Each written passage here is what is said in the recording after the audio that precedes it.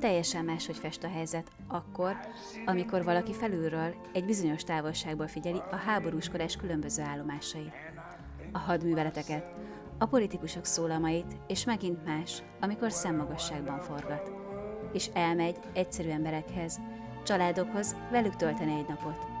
Meghallgatja azok véleményét és élményeit, akiknek nem hallani a hangját a konfliktusokról szóló hírek óriási zajában.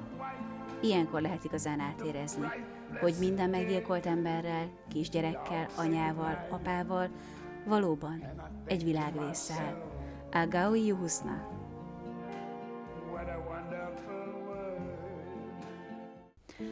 A történelem folyamán rengeteg csatát, háborút vívott meg az emberiség. Ha fellapozol egy történelem tankönyvet, szinte csak erről szól az egész. Alig van olyan óra, nap vagy hónap, ahol ne lett volna valamilyen fegyveres konfliktus. Jelenleg több mint 100 kisebb-nagyobb háború zajlik a világon. Egy tucat forrongó konfliktus fenyeget olyan berobbanással, amelyeknek igazi pusztító globális következményei lehetnek. Néha annyira távolinak érezzük ezeket. Vagy a helyszín, vagy az időpont miatt pedig vannak olyan harcok, amik soha nem érnek véget. Vallások, ideológiák nevében írtjuk egymást, mióta világ a világ. Mióta két ember él a földön. Egyszer megkérdeztem a történelem tanáromat, vajon volt-e olyan időszak, amikor nem volt háború, béke volt a földön? Szerinte biztosan volt. Olyan körülbelül 400 nap az írott történelem folyamán, amikor nem öltük egymást, amikor emberként viselkedtünk. 400 nap, amikor emberek voltunk a szó nemes és jó értelmében.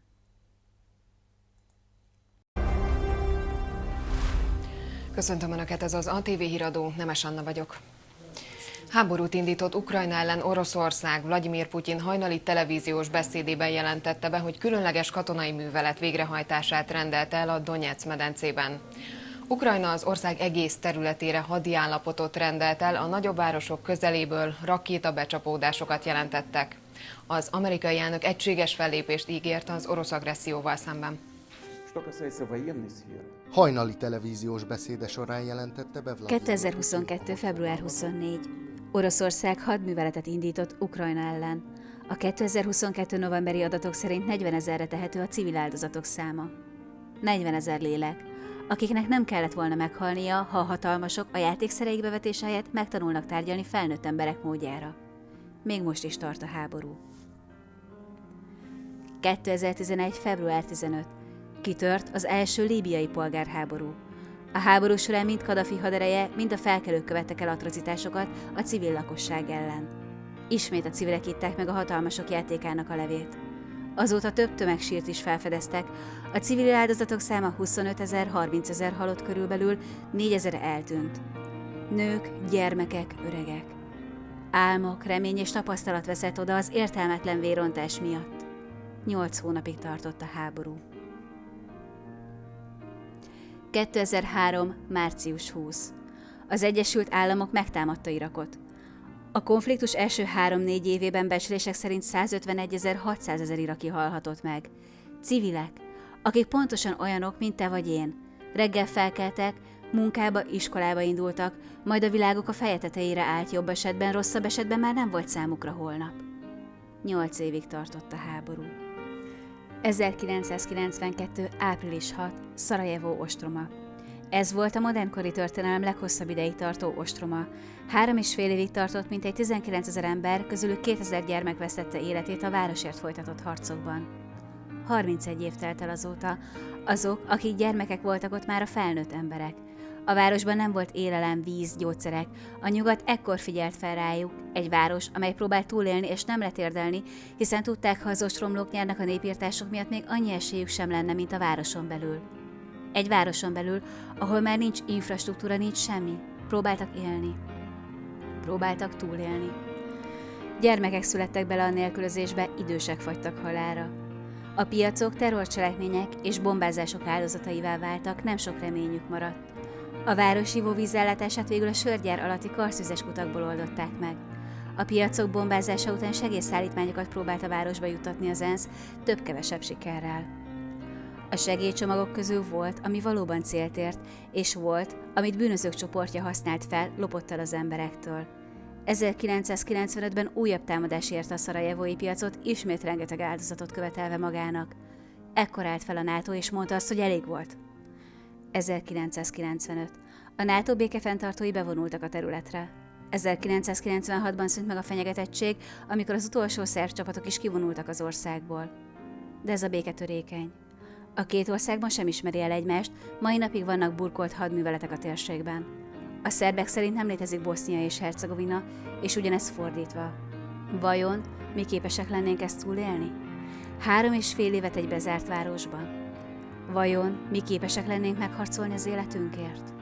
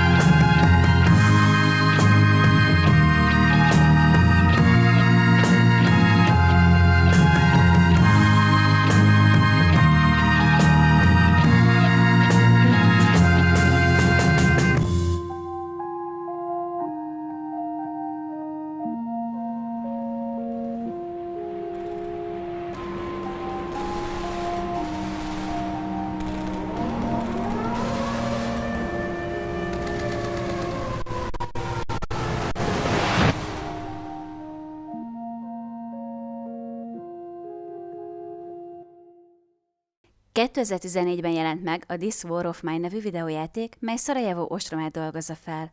Azoknak a civileknek állít emléket, akik akkor ott voltak a városban. Bár a karakterek a játékban kitaláltak, mégis oly közel állnak a valósághoz, hogy akár igaziak is lehetnének. A városban rekedt riporter alakja a SAGA, Sarajevo Group of Authors csoporttagja is lehetne, egy maroknyi a városban rekedt filmes, akik megpróbálták dokumentálni az eseményeket. Ezek a filmesek nem egyszer az életüket kockáztatták, hogy minél pontosabb, teljesebb képet kaphassunk a bent rekedtek életéről. A kismama alakja, aki a babáját vigasztalja a hasában, hogy sajnálja, de csak ennyi ennivaló jutott nekik, az öreg matematikus, az idősödő tanárnő, a kislány, aki mindenkit elvesztett, a raktári munkás, a katonaszökevény, mind-mind egy-egy emberi sors. Bármelyikünk lehetne. És pont ezzel hozza hozzánk közelebb a játék a valóságot. A játék hangulata abszolút lehoz az életről, de pontosan ez is a célja, hogy átérezd a reményvesztettséget, a feladást. A puskaropogás és fegyverek zaja mind erősítik a bennünk lévő szorongást. Azt, hogy nincs kiút. De az ember mégis a legreménytelenebb helyzetben is állja a sarat, hiszen a túlélés ösztöne mindent felülír bennünk. Vajon milyen döntéseket hoznánk éles helyzetben? A fotelből könnyű azt mondani, hogy nem rabolom ki a kórházat antibiotikumért, de a valóságban, ha a barátod, szerelmed, gyermeked élete a tét, kit választanál? Az idegeneket a kórházban vagy a szeretteidet? A játékban ehhez hasonló, sőt nehezebb morális döntésekkel kell szembesülnünk, na de ugorjunk is neki a játékmenetnek. Mi a kis csapatunk életét menedzseljük, segíthetünk nekik a túlélésben, és szemben a többi háborús túlélős játékkal mi itt a civilek szemén keresztül látjuk az eseményeket. Ahogy már a felvezetőben is eléggé kifejtettem. Ez nem egy shooter játék, inkább egy háborús Sims, csak itt nem a legújabb cuccok a cél, hanem a túlélés. A romok között kutatva keresünk élelmet, próbálunk tűzifát gyűjteni télire, és a segélyszállítmányokból gyógyszert és kötszert szerezni. Hiszen itt ebben a helyzetben egy egyszerű nátha is megölhet. Ha mélyen belegondolva és átéléssel játszod a játékot, akkor megelevenedik előtted, ami lett volna, ha te lettél volna ott. És míg a játékban a sokadik próbálkozásra sikerült csak túlélnem, egészen pontosan az 5. nekifutásra, és akkor sem a teljes csapatom, azt azért soha ne felejtsük el. A valóságban csak egy lehetőséged lenne, nincs újrajátszás és nincs biztonsági mentés. Nézzük meg kicsit elvonatkoztatva a játékot. Az 11-bit stúdió gondozásában készült stratégiai játékban rengeteg felfedezésre váró lehetőség van, és valóban tavaly a játék nagyot ment a játékosok körében, köszönhetően az ukrajnai háborúnak. de egy sokkal régebbi eseménysor dolgoz fel, és már bizony 8 éve, lassan 9, hogy megjelent. A játékmenet alapvetően egyszerű és könnyen kezelhető, így senkit sem kell, hogy megrémítsen, inkább van szüksége taktikai gondolkodásra, mint reflexekre, és ez az én koromban egy játéknál már előny. A játék lényege, hogy biztosítsuk az eleinte 1-4 fős csapatunk számára a mindennapi túlélést egy háború sújtotta környezetben. Mindennapi feladataink mellett kutakodnunk és gyűjtögetnünk kell, amit az éjszaka leple alatt tudunk megtenni. Napközben az orvlövészek miatt ez nem lehetséges, bár van, amikor a tűzharcok erősödnek, és olyankor éjszaka sem. A talált dolgokból pedig bútorokat és eszközöket kell készítsünk, ha túl akarjuk élni az ostromot. Ezek alatt a körutak alatt számos hasonló sorsú emberrel találkozunk, akikkel kereskedhetünk, segíthetünk rajtuk, vagy akár végezhetünk is velük, hogy értékeiket eltulajdonítsuk. A szereplők sorsának végkimenetele a játék során attól is függ, hogy hogyan cselekszenek, milyen döntéseket hoznak. Kirabolhatjuk például a kórházat, vagy gyógyszert vihetünk nekik. Találkoztam gyerekekkel, akik gyógyszert szerettek volna az édesanyjuknak, vagy épp élelem után kutakodó hajléktalannal. Rengetegféle event van. Egyszer egy lányt támadtak meg a katonák, meg akarták erőszakolni, de sikeresen kimenekítettem a karmaikból. Volt, hogy kiraboltam a kórházat, mert haldoklott a társam, és nem volt más lehetőségem antibiotikumot szerezni. De olyan is volt, hogy megölték a karakteremet, és egy másik karakterrel kerestem meg a tetemét, hogy elhozzam az eszközöket, amik nála voltak. Döntések és döntések. Sok felé elkanyaríthatják a történetet, és talán ez az, amit a legjobban szerettem ebben a játékban. A döntéseimtől és cselekedeteimtől függött a karaktereim sorsa. Végigjátszottam úgy is, hogy fűfabokorvirágnak segítettem, könnyű fokozatban meg lehet csinálni. Igen, vannak olyan pályák, amiket te generálsz magadnak. Mondhatjuk úgy, hogy mi voltunk a legvidámabbak. De olyan is volt, hogy egy moralizálós karakterrel raboltam végig mindent, olyan szinten depresszióba süllyedt, hogy felállni sem volt hajlandó, nemhogy enni. De sikerült már öngyilkosságba kergetnem karaktert, vagy épp fordítva reménytelivé varázsolnom. Pont a szerteágazó lehetőségek miatt szinte végtelenszer újra játszhatod, nincs két egyforma játék, nincs két egyforma végkifejlet. Talán ez adja a játék másik plusz vonzerejét, már olyat is sikerült összehoznom, hogy dohányültetvényem volt, és gyakorlatban csak vártam az árust, hogy kiszolgáljon mindenféle földi jóval. De patkányfarmom is volt már. A tél a legkeményebb időszak a játékban, viszont ott sikerült víznagyhatalommá válnom a kiásott és felolvasztott hónak köszönhetően. Mikromenedzselős a játék. Minél önellátóbb házikot sikerül összehozni, annál nagyobb az esély a túlélésre. Persze vannak benne harcok is, milyen háborús játék lenne fegyverropogás nélkül, de igazán itt inkább arról szól, hogy a fosztogatókat kell távol tartani, illetve a banditákat legyőzni egy újabb napi túlélő csomagért. Itt azonban figyelni kell nagyon, melyik karaktert küldött harcba. A karakterek különböző képességekkel rendelkeznek, melyek segítenek a feladatok egyszerűbb megoldásában, vagy éppen nehezítésében. És bizony, ahogy fentebb elmondtam, nem mindegy, milyen feladatra kit küldesz. Vannak karakterek, akikkel nehezebb a játék, például a kislány, őt gyakorlatilag életben kell tartani, de haszna a csapatunk szempontjából nincsen. Nem tud kilopózni az éjleple alatt, főzni vagy takarítani, vagy van a terhes női karakterünk is, aki főzni és takarítani is tud, de minden éjjel aludnia kell, vagyis még őrséget sem tud állni. Minden karakternek egyedi története, múltja van, ezek a képességek és a tudás a hasznunkra is válhat. Pár példa. Roman, ő egy katonai dezertőr, vagyis kiváló harcos, így harcba őt javaslom előre küldeni. Ugyanakkor erős dohányos, és ha nem jut napi adagjához, hajlamos depresszióba esni.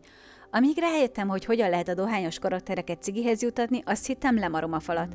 Jobban bírja a gyilkolást is, nem lesz tőle depressziós vagy szomorú, ő egy hidegvérű, céltudatos túlélő, bár ha katonákat kell ölnie, azért az őt sem hagyja hidegen.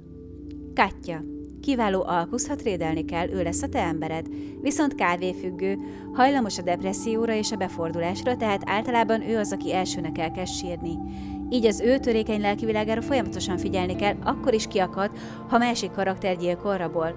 Vagyis nem könnyű vele, de jól játszik gitáron, ami elvileg feldobja a többiek hangulatát, de ezt még nem próbáltam. Az alapanyagokat inkább patkánycsapdákba és egyéb nyalánkságokba forgattam, a háború előtt riporter volt. Boris, az örök kedvencem, drága málhás szamaram, erős, de lassú, 17 szlotja van, úgyhogy őt érdemes kiküldeni felszedni a szajrét, ha Roman már kitakarította a helyet. Erős dohányos, úgyhogy nem árt, ha sok cigi van a puttyodban. Neki konkrétan dohányültetvényeket szoktam fenntartani, a háború előtt egy raktárban dolgozott. Mint látható, egyszerű emberekről mintázott karakterek, olyanok, mint te vagy én, és velük kell túlélned az ostromlott városban. A játék a kezdőhelyen is kedveskedik nekünk némi lúttal, abból az alapokat elkezdheted felépíteni, ágy, kiskályha, tűzhely a sütés-főzéshez, de minél előbb el kell indulnod felfedezni a környéket, hisz a nyersanyagod és az élelmed is véges. Nehéz terepen ne állj meg, folytasd az utat. Bekerített terepen? Dolgozz ki stratégiát. Halálos terepen? Harcolj. Sun Tse, a háború művészete. Végig lehet vinni sétagalopban is a játékot, mint már említettem, összeállíthatsz saját pályákat is, de vannak előre konfiguráltak, és van a story mód, amikor egy-egy történetet mesél el neked a játék, egy-egy sorsot. Minél rögösebb utat választasz, annál nehezebb túlélni és mindenkit életben tartani. A templomban egyszer futottam olyan eventre, hogy egy pap kért segítséget tőlem, de olyan is volt nem egyszer, inkább többször, hogy katonákkal volt tele. Van olyan event is, ahol segítséget kér tőled egy sérült, és próbálod kiutatni, miközben orvlövészek golyói zúgnak körülötted. Az, hogy kibefutsz egy-egy adott területen változik. Vannak fix helyek, ahol nem bántanak, például játékbolt, de mint ahogy a templomos példa is mutatja, egyszer barátságosak, máskor egyenesen veszélyesek bizonyos helyek. Szinte kiszámíthatatlan, mire toppansz be, így nem árt, ha mindenre felkészülsz. Miután kifosztottál mindent, amit tudtál, és felépítetted a gazdaságodat, meg is kell védened azt. Majdnem minden éjjel érkezik valaki, aki ki akar rabolni, így nem árt, ha vannak őrszemeid, akik figyelnek a házatokra, még távol vagytok. Eventet szinte mindenhol lehet találni, van, amikor házhoz jön. Egy idő után elkezdenek érkezni a városba a segélyszállítmányok, ilyenkor az egyik szomszéd a segítségedet kéri, hogy szerezzetek magatoknak is belőle, és ne legyen a milicisták martalékává az egész. Ilyen kalandokra nem mindegy melyik karakteredet, és főleg milyen állapotban küldöd ki. Ha sérülten megy harcba, ott hal meg. Volt olyan, hogy maguk a milicisták kopogtak be, hogy áruljam el, kilopott a szállítmányból, bőszen tagadtam, hogy bármit is tudnék. Ezzel jobb kedvre derítve a karakterémet, hiszen falasztunk a szomszédnak. Tudunk barikádokat, riasztórendszereket kiépíteni, hogy távol tartsunk mindenkit. Rengeteg lehetőség van a játékban, szerintem én sem futottam rá mindenre. Annyiféle verzió van, hogy ember legyen a talpán, aki mindent megtalál benne. Minden eseményt, kalandot kijátszik, minden végkifejlettel, pár évet bele lehetne ölni, és talán még akkor is bukkannék új dolgokra. Napokig beszélhetnénk ezekről, de szerintem ez már inkább streamre való, mint bemutatóba, mondjuk úgy, hogy egy 4 órás játék bemutatót senki sem ülne végig. Na igen, a játékidő. Hát ezen mondjuk szívtam a fogamat. Számomra vontatott, bár ad a hangulathoz egy kis pluszt, hogy nem tudsz gyorsítani, de pont ugyanez a rákfenéje is a dolognak. Nem lehet gyorsan menni egy kört benne. Ennek a játéknak neki kell ülni ténylegesen, rászánni az időt, mert másképp nem megy. Ha csak áttekered a nappalokat, akkor semmit sem építesz, főzöl, stb., és gyakorlatilag éhen halnak a karaktereid. Plusz a kereskedő sem rögtön reggel érkezik, hanem random időpontokban. Így, ha csak miatta nem görgetsz, akkor bizony vászorognak a percek, és nincs az, hogy például minden harmadik nap jön, van úgy, hogy 2 napig is jön egymás után, utána meg semmi. Nem tudtam kisakkozni a logikáját. Amikor kb. 6-7-szer játszottam, már kifejezetten idegesítő tudott lenni a vontatott játékmenet, ami persze tudom azért van, hogy minél jobban beleéljük magunkat a helyzetbe. Külön figyelmet érdemel a zene, ami ugyan nem változatos, végig ugyanazt a hangulatot erősíti, de ez nem is baj, hozzáad az atmoszférához, ahogy a zajok is, amiket belevettek a játékba, a fegyverropogás, a kopácsolás, stb. Nagyon erős képi világgal dolgozunk, egyszerűen minden részlet a helyén van.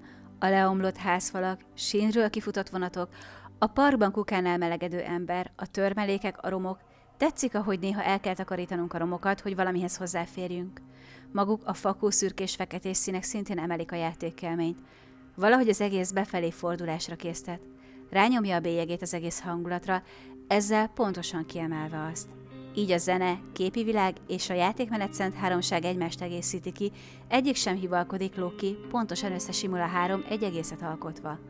Ami összességében véve mégiscsak kiemelkedővé teszi magát a játékot a szürke tömegből.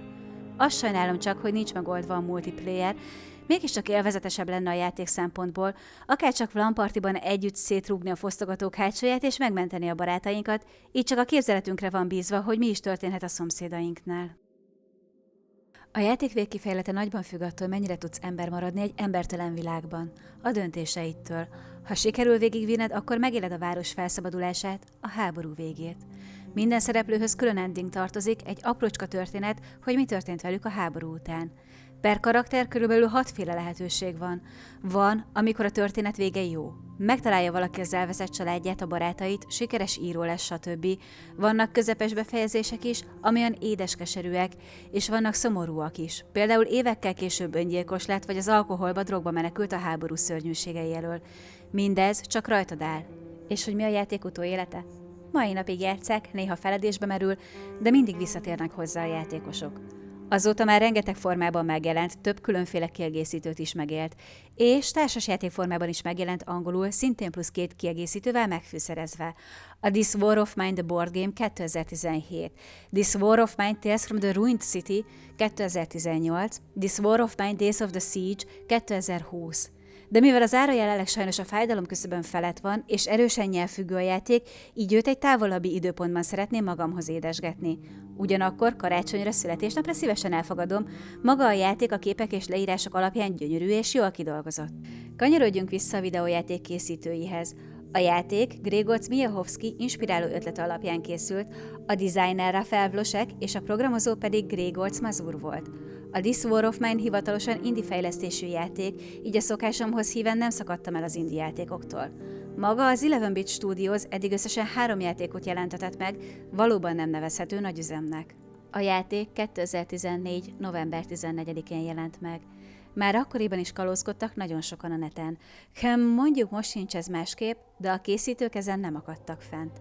A 2014. novemberében megjelent kalózváltozatokra a fejlesztők reakciója annyi volt csupán, hogy a kommentárok alatt elhelyeztek több Steam kódot is, így biztatva mindenkit, hogy népszerűsítsék a játékot, és ha tehetik, adományozzanak.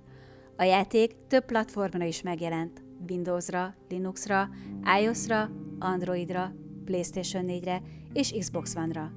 Én jelenleg az Xbox Gold Passon keresztül játszottam a rendezői változattal, ebben a verzióban van benne például a kismama karakter is. Az 1.3-as frissítéssel egy forgatókönyv szerkesztő került a játékba, amely lehetővé teszi a játékosok számára, hogy túlélőket hozzanak létre és válasszanak ki. A szerkesztő lehetővé teszi a környezeti feltételek és konfliktusok hosszának megváltoztatását is. A karakterszerkesztőt a Final Cut-ban sajnos nem találtam meg. A játék állítólag az értékesítés első 2 napján megtérítette a fejlesztési költségeit, és 2019 áprilisáig több mint 4,5 millió darabot adtak el belőle. 2020-ban a lengyel miniszterelnöki kancellária bejelentette, hogy a This War of Mine a 2020-21-es tanévben felkerül a lengyel középiskolák ajánlott olvasmány listájára. Ez volt az első olyan kezdeményezés a világon, amely videójátékkal egészítette ki az ajánlott olvasmányokat az iskolákban. Az ukrajnai 2022-es orosz inváziót követően az 11-bit Studios bejelentette, hogy a This War of Mine-ból 2022. február 21-től kezdődően 7 napon keresztül szerzett teljes nyereséget az Ukrán Vöröskeresztnek adományozzák az áldozatok közvetlen támogatására. Egy héten belül a cég több mint 500 000 fontot gyűjtött össze. Nem szeretném pontozni ezt a játékot, így a szokásostól eltérően nem osztályozom, csak véleményt formálok. Mivel ezt a játékot nem lehet csak egy játékként kirakadni a kontextusából, és nem is szeretném, mert így teljes. Márpedig ha teljes kontextusban nézem a This War of Mine-t, akkor mindenképpen ajánlom, és nem csak a felnőtteknek. Személy szerint mindenképpen belevenném a tantervbe, ahogy a lengyelek ezt meg is tették, amikor a modernkori történelmet tanulják a diákok, hiszen más képeken látni és hallgatni a tanár álmosító előadását egy háborúról, ami valahol, valamikor messze távol megtörtént, és más, ha személyes kötődést tudsz kialakítani a témával. Lehet már feltűnt, zsigeri vonzódást érzek az edukatív tartalommal felruházható játékokhoz. Főleg, hogy ez mégiscsak történelem. Valahol azonban a játék közben megelevenednek a szereplők, egy ponton túl rájössz, hogy ez bárhol, bármikor, bárkivel megtörténhet. Bármikor dönthetnek így a nagyok, hogy mi csak egy eltaposandó hangyák vagyunk, ahogy döntöttek már nem egyszer, ahogy több mint 30 éve döntöttek is. A háborút a hatalmasok indítják el, és buta emberek engedelmeskednek eszement parancsoknak. Őj, mondják a nagyok, és az emberek ölnek. Ideológiákkal, hamis ábrándokkal felvértezve masíroznak a halálba. De előtte még ők is ölnek. Nőt, gyereket válogatás nélkül kit érdekel, hiszen hatalmasok azt mondták, hogy azok a rosszak, mert más a vallásuk, bőrszínük, világnézetük. És a világ meg sem rezzen, nem érdekli a világot. Hogy gyermekek zokognak éjjelente az éjségtől. De a világ közönyös. Fáznak az öregek, nincs tüzelő, de a világ másik vége ünnepel tudomássen véve róluk. A betegek nem jutnak orvoshoz, gyógyszerhez, sima megfázásba belehalnak, amit csak pár tabletta és egy kis meleg megoldana. De a világot nem érdekli, mert a világ közömbös, és a nagyok csak a behajtható hasznot lesik. Területek, hadipar fellendül, és a milliárdok cserélnek gazdát, miközben az egyszerű nép szenved. Szenved és próbál túlélni a farkas törvények között, az érzéketlen világ nem törődik velük. Vajon mire mennének a hatalmasok a játékszereikkel? Ha a humanoid játékszereik mindegyik oldalon a földre tennék a fegyvert, ha egy nap az emberek újra emberek lennének, ha egy nap a harctéren egymás szemébe néznének és meglátnák. Ugyanolyan vér folyik az ereinkben. Engem is hazavárnak, és téged is. Ha egy varázslatos napon megértenék, hogy a hatalmasok nélkülünk nem játszhatnák a kisdegy játékaikat.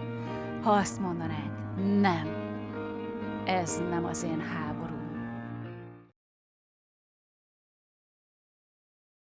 Tisztelet a világ igazi hőseinek, azoknak a név nélküli, arctalan civileknek, akik ilyen körülmények között is képesek emberek maradni és egymást segíteni.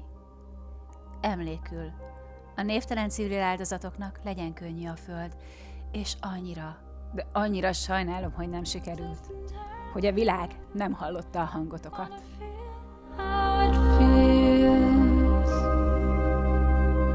You wanna know that it doesn't hurt me?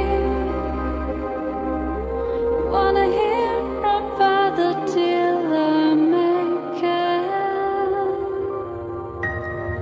And if I only could make a deal with God, now I got him the swap of places. Be running up that road, be running up that hill, be running up that building. And if I only could make a deal with God, I got him the swap of places. Be running up that road, be running up that hill with no problem.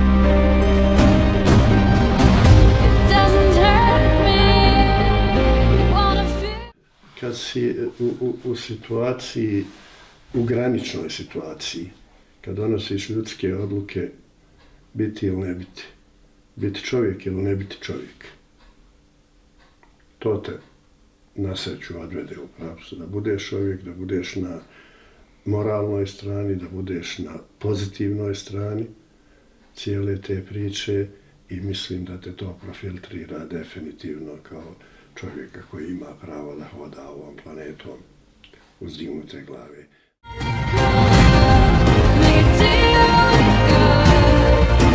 Got him the spot.